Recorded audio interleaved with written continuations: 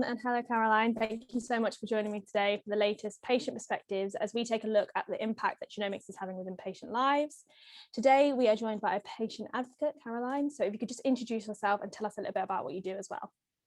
So I'm Caroline Presho, I'm 47 years old and I carry a BRCA2 mutation. So when was the first time that you kind of were aware that kind of cancer was running in your family? I think I always knew that there were a lot of cases of cancer in my family, but wasn't aware of the genetic link till about 2002 when my paternal aunt was diagnosed with ovarian cancer. Her mother, my paternal grandmother, who I never met, was diagnosed with breast cancer at 48 and passed away at 58. And I think I was aware there were some other aunts on that side who'd had breast cancer, and my maternal aunt had had breast cancer as well. So I was always aware there was a lot of cancer in my family. Your aunt encouraged you to actually get testing. What were your thoughts at this time, and kind of what made you then eventually want to get tested? At the time she told us about it, I didn't know anything about BRCA mutations. I'd never heard of them. It was before Angelina Jolie came out and spoke about it. So basically I ignored what she said because I didn't understand what it meant. She was very, very persistent because she understood what having this knowledge meant. So she would send letters and she would phone and say, have you been tested? Have you taken this further? And it was in 2006 when I thought, you know, if she's this insistent, I really ought to do something about it. So that's when I went to my GP with a letter from the Royal Marsden asking for some genetic testing. And would you be able to just kind of like go over what that process was like for you actually getting tested? So I went to the GP and he basically, to cut a long story short, decided that I wouldn't carry a mutation and told me to go home and stop worrying about it. So I did, because I trusted him being the GP. And it wasn't until 2007 when my auntie died from complications due to the ovarian cancer, and then my dad died 10 days later, that it was a bit after that we found out my dad also carried a BRCA mutation. He'd gone off and had testing in secret. So the consultant who he went to see said that my two half sisters and my full sister and I had to get tested. So we went to see a consultant geneticist at Great Ormond Street Hospital, and he explained to us what carrying a BRCA mutation meant. And I still don't think it sunk in what it really meant. All I could hear was lots of numbers, an 85% lifetime chance of breast cancer and this percentage chance of ovarian cancer and pancreatic cancer, and if you're a man, male breast cancer and prostate cancer, and you know, you just hear a lot of words and numbers. And I just thought, well, it's a tiny little vial of blood, how is that going to change my life? So my blood was taken, and 6 weeks later my sister and I were called back as we went together, and that's when we were given our results. We were asked, do you want to know? We said yes. And he went through the same percentages, and we still didn't really understand what it meant to us. And then he gave us the news that we both tested positive for the same BRCA mutation that my dad and his sister carried, which had obviously come from their mother. How did you kind of feel at that moment in time? Because obviously it was such a, you know, your aunt was like obviously encouraging you to get tested, and you kind of heard of like kind of BRCA and like your family having cancer. But how did you feel actually realizing that you had the variant? I don't think it sunk in at that point. I really didn't understand quite how it could impact me. There was no information in the news. It wasn't like it is now. And they'd also said to me at that time that they didn't start screening till you were 35. So that meant no breast screening. Even though I was told I had an 85% lifetime chance of developing breast cancer, it was, well, you're only 33 at the moment, so come back when you're 35. So I had 3 very small children, so it was quite easy to immerse myself in babies and all of that kind of thing and ignore it till I was 35. And it was at that point when I think I started to panic, and my mum was really concerned and said, you know, you need to go and start screening for this. But I still don't think anybody understood the magnitude of what getting a positive BRCA test is. How have you kind of come to terms with that over the years? Because as you said at the time, like it didn't really sink in, but kind of over the years, how have you kind of managed to cope with that diagnosis, and how has it then kind of affected your essentially attitude towards life as well? It became very real when I found other BRCA mutation carriers and realised the percentage of them who had gone on to develop cancer. You're sort of pushed into this world of being a cancer patient when you're not a cancer patient. So you're sent off for screening, the same screening that somebody gets when they found a lump in their breast. So you have your mammogram, your MRI, and you're waiting for results like people who have cancer are waiting for results. It's a really scary world to be in, because you're not ill, but you have this terrible fear in your brain that you are going to be ill, that you're going to die. It's really difficult to manage mentally, I would say. It made me feel very, very vulnerable. And I found that lots of people didn't really understand my feeling of vulnerability and my fear, because they'd say, well, there's nothing wrong with you. Why are you panicking? You haven't got cancer. So it made me quite fearful, and you start to second guess your body and what's going on, and symptoms and lumps and bumps and things. So it's difficult to deal with. And what kind of support have you received, not just kind of maybe from your family, but also from the kind of clinical community in trying to kind of come to terms with your diagnosis? When you get your BRCA test results, you are supposed to have genetic counselling, but I didn't get any. The only really the information I got from medical professionals was when I went along and had a blood test and then got the results. And that was, to me, lots of percentages and not really any emotional support. When I had my risk-reducing mastectomies, I saw a psychologist. I didn't really feel that helped me very much, because by that time I'd immersed myself in the BRCA world and had found out the information I needed, spoken to peers, and I felt like I was being asked questions that I couldn't answer, like, how will you feel if you go into a changing room when you've had your mastectomy?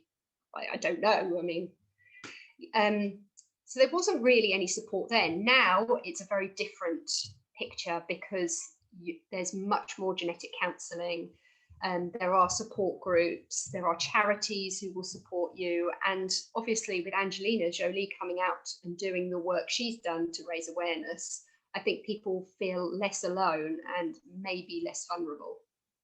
What impact do you think people like Angelina Jolie and other kind of people going through the same experience, like coming out and kind of sharing their stories, has on kind of the community?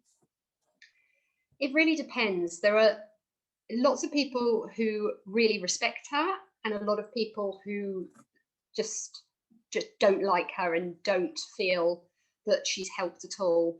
Personally, I feel like she's made an enormous difference. You know, she's a really well-known celebrity who is known for her beauty, and she's come out there and said, I've had these mastectomies, I've had a risk of cancer, I've had my ovaries removed, but I can still be a beautiful woman who, you know, feels empowered and feels like I can share this with the world, so that people know that this is acceptable.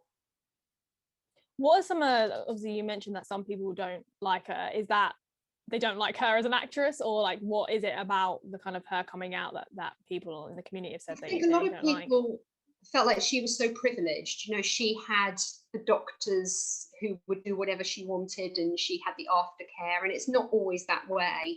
You know, it's a very different medical system in the US. You know, and they think, oh, she had the insurance and she could have what she wanted and the top doctors and that kind of thing. And I think people just maybe didn't like her coming out and talking about it. I don't know. Yeah. I mean, you yourself have opted for preventative kind of surgery. Would you be able to just kind of discuss that process and what made you kind of want to go through that like pathway? Yeah, so I went for that first mammogram and MRI that I mentioned, and the results came back as having shadows on both my breasts, and it terrified me. I was convinced I was going to die, that I was going to leave 3 small children without a mum.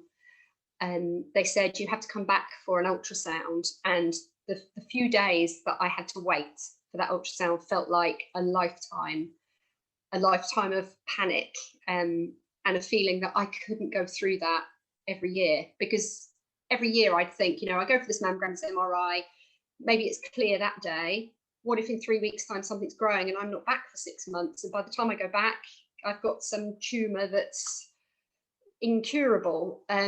So I went back for the ultrasound, and the technician said, where were you in your menstrual cycle when you had the initial tests? And I told them. They said, well, there's nothing there now. The shadows were purely because of that. And that really cemented my decision.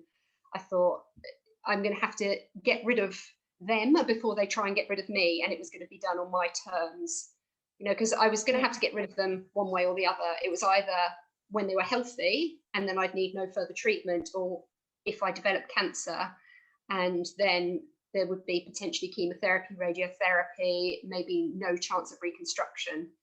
So I had a risk-reducing bilateral mastectomy with immediate reconstruction with expander implants. And I have to say, I woke up with the hugest sense of relief, and I would do it again in a heartbeat.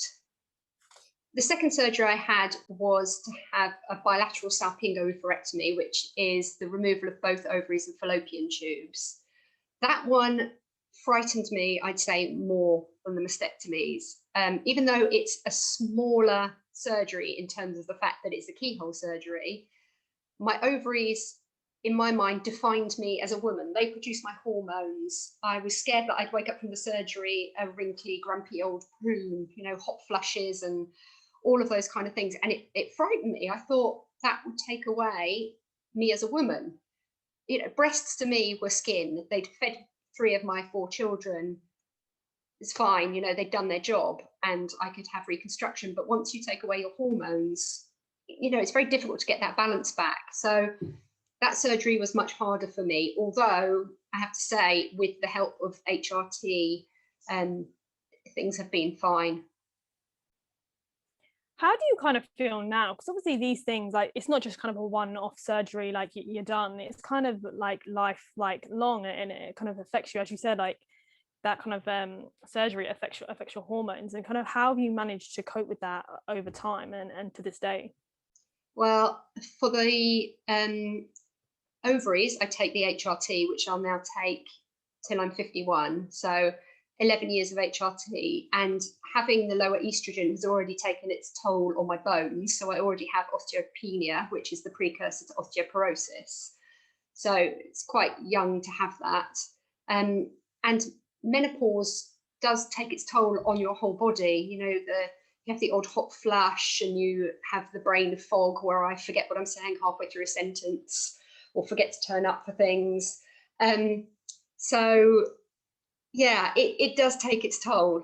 I had the breast implants, and then 10 years on, I had complications. So you're going to have to change breast implants anyway. They're not there for life. They're not permanent. So that once you've had the surgery, you've had the implants, 10, 15 years down the line, they're going to have to be changed anyway. So it's not a sort of fix-all having the mastectomies and the implants. If you opt for different surgeries, then, and you haven't got implants, then you've got your own tissue, so you don't have to have a change. So I always knew there would be that, but I had complications and thought I had a very rare lymphoma that is caused by the implants, and opted to have the implants removed, and then found I didn't have the lymphoma, but I have decided to stay flat. So again, that's something to deal with going forward, because I've gone from having my own breasts to having implants to now having none at all. So it's a lifelong process getting used to your new body, sort of emotionally, mentally, physically. It really does take a toll. Yeah, I mean, you have kids as well. What has that process kind of been like for you? Like, in terms of, like, did you receive counselling to discuss kind of the likelihood of them potentially inheriting it? Like, how did you kind of deal with that situation as well? I suppose you didn't know. I didn't know I had the mutation when I had the first 3, but I did when I had the 4th, and I found it very difficult to get pregnant with the fourth, knowing that I carried something. But having spoken to a genetic counsellor, I got my genetic counselling just before I had my fourth child. She said it's not, there's no risk of a child developing cancer. It's more when they're older. And it's a 50-50 chance that they get it or they don't. And I hope that if they do choose to be tested, which I would hope they would, and if they do then carry the mutation, the medical field will be so different. They won't have to go through drastic surgeries like me. There may be a pill that can suppress something or another, and they will have different decisions to make. So, yeah. Yeah. You also mentioned that your dad was BRCA positive as well. What was it like finding out that he had actually gone for testing and was positive as well? It made me feel sad that he had it. He never found out because he died before the results came out. I don't know. I felt sad, but I also felt empowered. I felt like he'd left me a legacy. He'd given me the gift of knowledge. Before he died, and I still feel to this day it was the greatest gift he gave me, because had he not given it to me, I may not be here now. But it does make me sad that his mother would have passed that on to him, and that it goes down the generations. But now that we know, we have the power to change that and potentially stop it going on to further generations. Yeah, I think people are sometimes under the like misconception that kind of BRCA is just related to kind of females, and it only kind of affects women who inherit it. What would you kind of say to people, because obviously your father was affected and he did have the BRCA gene? What would you say to kind of people who maybe don't get tested or things like that? I think what frightens me the most is men carrying and boys carrying the mutation.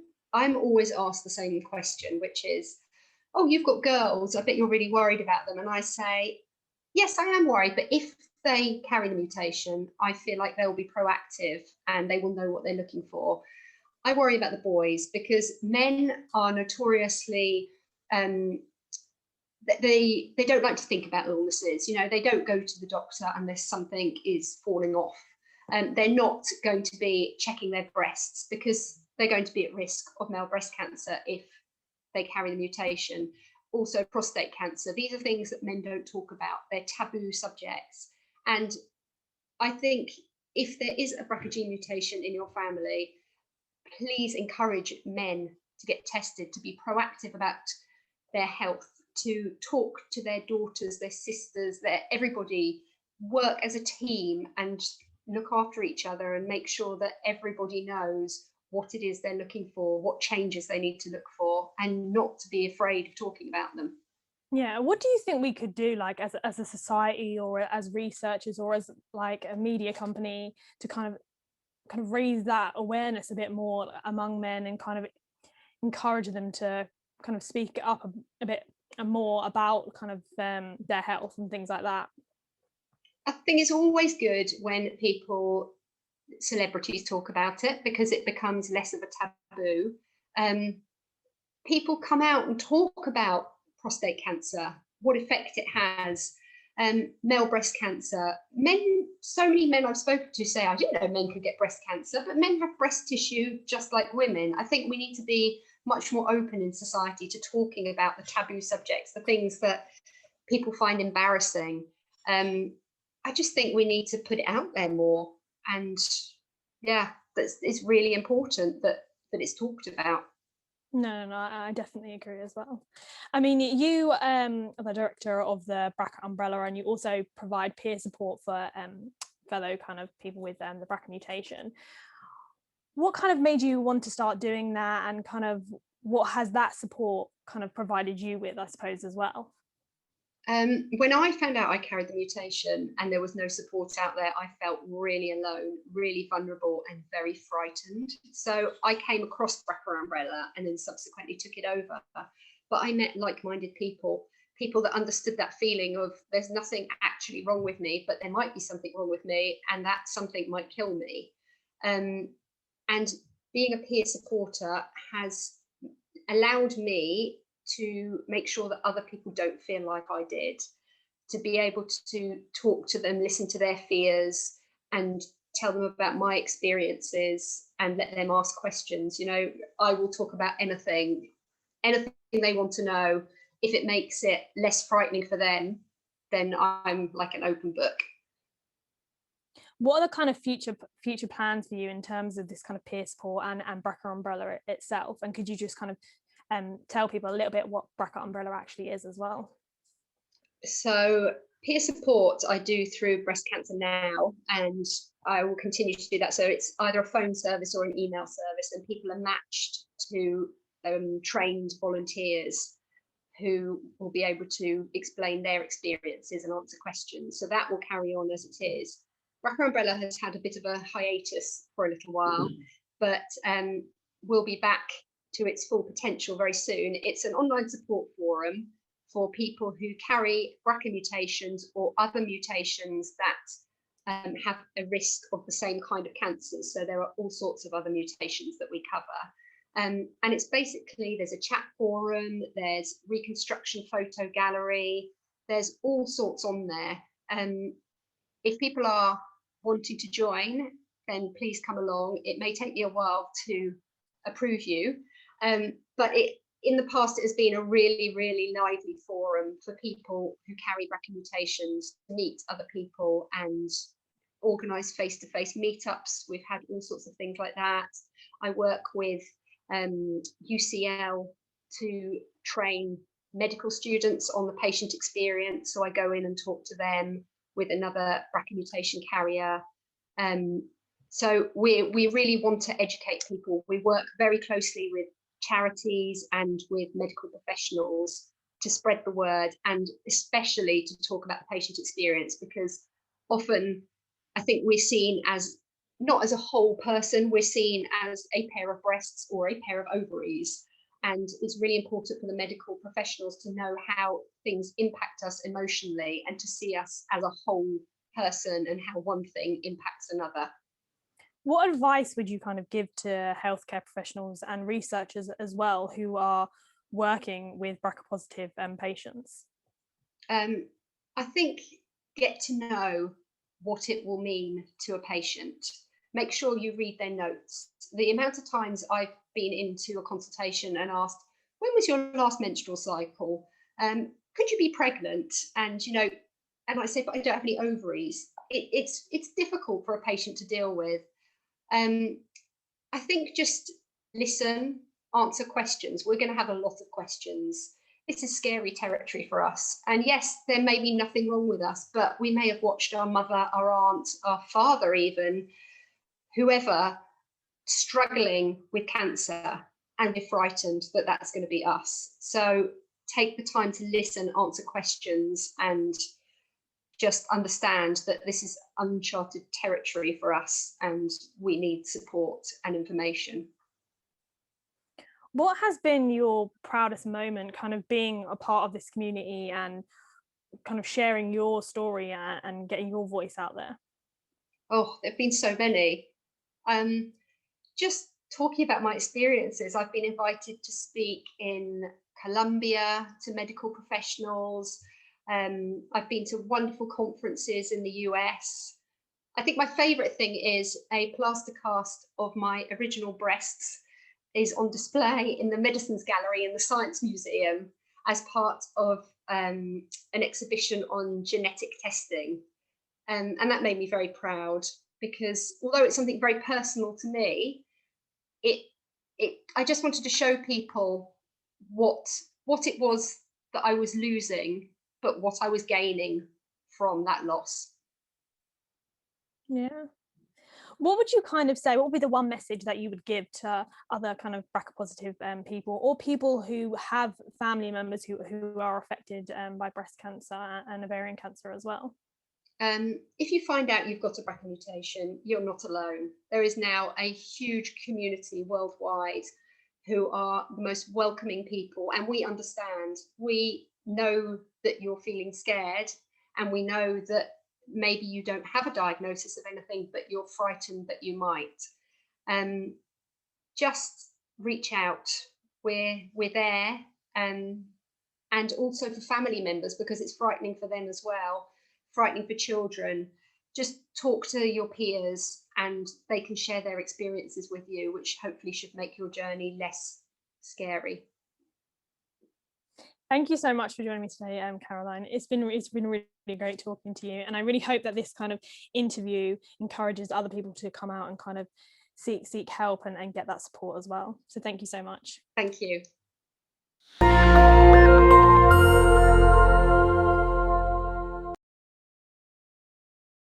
Hello everyone, if you enjoyed this video, then make sure you check out some of our other videos in our series by subscribing below or going to our website frontlinegenomics.com. I hope you enjoy.